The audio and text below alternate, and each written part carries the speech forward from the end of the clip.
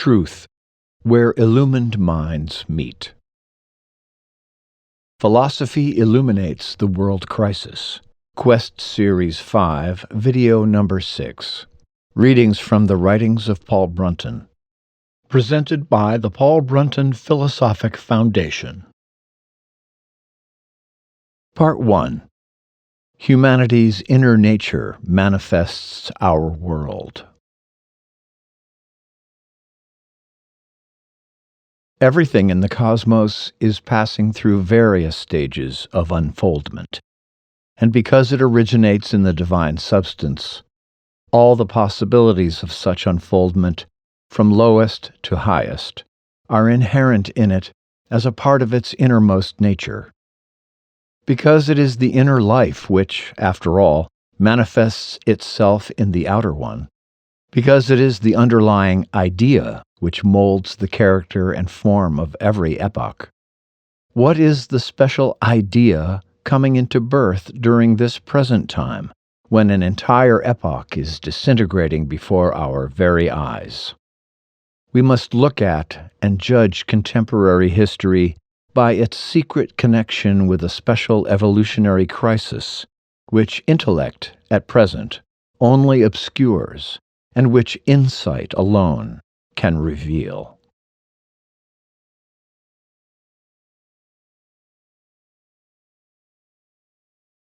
Up to the present point in their development, it was the proper and useful business of humans to acquire capacities and possessions, to differentiate themselves through selfishness. But in doing this, they lost more and more of their spiritual kinship with nature and their intuitive guidance. This middle point of their evolution is when intellect awakens and develops, which is why it is the most dangerous one. For here the ego is most strongly individualistic, most stubbornly materialistic, most filled with selfishness, most wedded to the use of cunning for its own gain, and consequently most harmful to others. The evil misdirection of its own physical and intellectual forces has come too dangerously near to being a total one.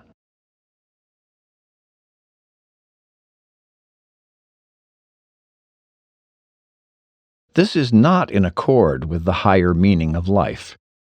And since civilization does not give sufficient signs of its willingness or evidence of its ability to correct this unbalance, since the valuable services which it has rendered in the past are coming to an end, nature is no longer giving it the protection which it might otherwise have had against the destructive forces within itself. Hence the need for the philosophic path, as described by P.B., for it devotes itself to exposing and eliminating the ego's tyranny. It teaches us that what seems the longest way, improving ourselves, is in the end the shortest way to the goal of improving our collective environment.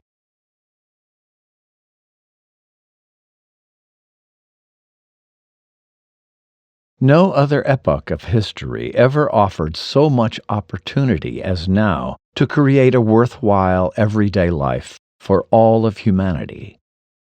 No other ever delivered so terrible a warning about the results of the failure to do so, along with this opportunity. If we are not to be obliterated, a new way out will have to be found. The political way is a failure. There is an alternative one, the spiritual way. Jesus showed it to us, and Buddha stated it. At this late hour, it is indeed the only practical way.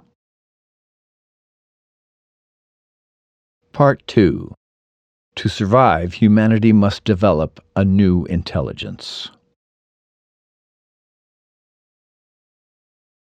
Humanity stands at the crossroads of great decisions.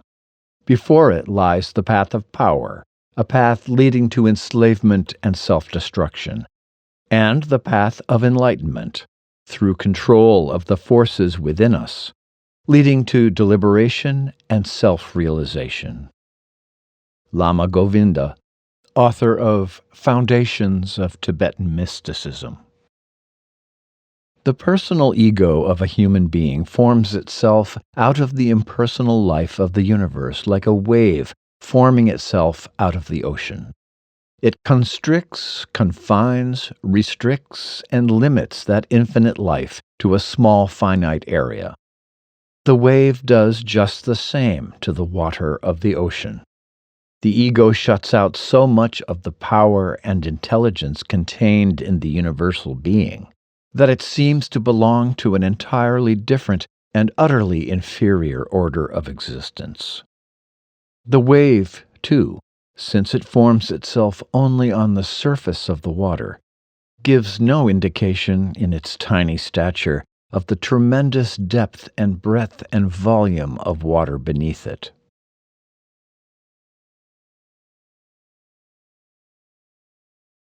Consider that no wave exists by itself or for itself, that all waves are inescapably parts of the visible ocean.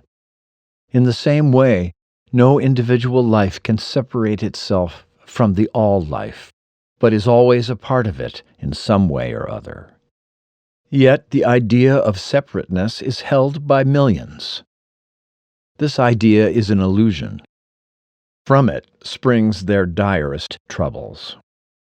The work of the spiritual quest is simply this: to free the ego from its self-imposed limitations, to let the wave of conscious being subside and straighten itself out into the waters whence it came. The little wave is thus reconverted into the infinite over-self. Philosophy comments that what you see, this world of objects and creatures, is not really what you think it is. It seems still, solid, stable, but all the time it is vibrating with unbelievable speed, and we, the observers, with it. Only when we penetrate the calm center of being do we find the real stability, the true substance.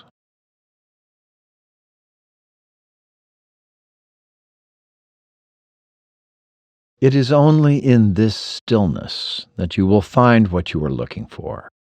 But the stillness is due to the shutting off of your own clamorous voices, thoughts, and feelings. You must look deep within it, lose yourself in it, and come out on the other side as something else, as real being, not as merely a separate being. Stillness is a state of pure intelligence, but without the working of the intellectual and ideational process. Its products may be named intuitions. There are no automatically conceived ideas present in it, no habitually followed ways of thinking. It is pure, clear stillness. When intuition is continuous, stable, it is insight, awakening, enlightenment. It is being, truth, consciousness, an everlasting now. This essence of all things is one and the same divine wisdom or thought, which appears both in the ego which sees them and in the things themselves.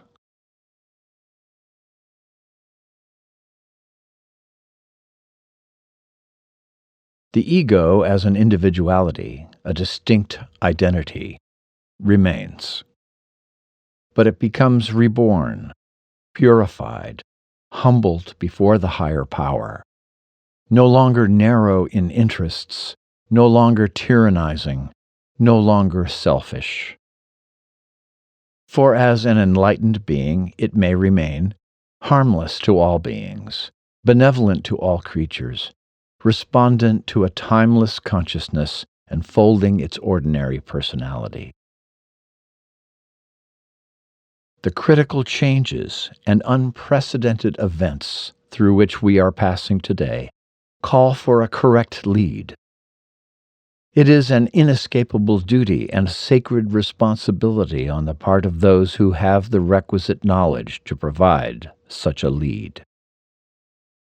The obligation to help the birth of a better world is both a moral and a practical one.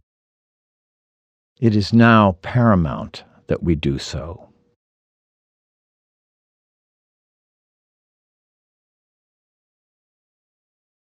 Quotes used in this video were taken from The Notebooks of Paul Brunton and Humanity's Spiritual Crisis, now an Amazon ebook.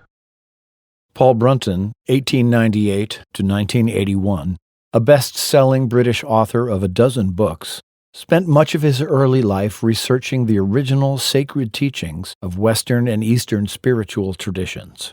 He traveled the world to discover and communicate with Christian, Kabbalistic, Vedantic, Buddhist, Taoist, indigenous, and Sufi masters. Blending the richness of his own spiritual experience and inquiry with these ancient and contemporary teachings, he developed a philosophy and path of practice that suits life in the 21st century, one that expresses the greatest wisdom and love available to humankind. Regardless of how it is named, we each have a divine soul, an overself or higher self, that is with us here and now, waiting to be realized. Paul Brunton's writings are a source of deep spiritual guidance for all those interested in living a divinely inspired life.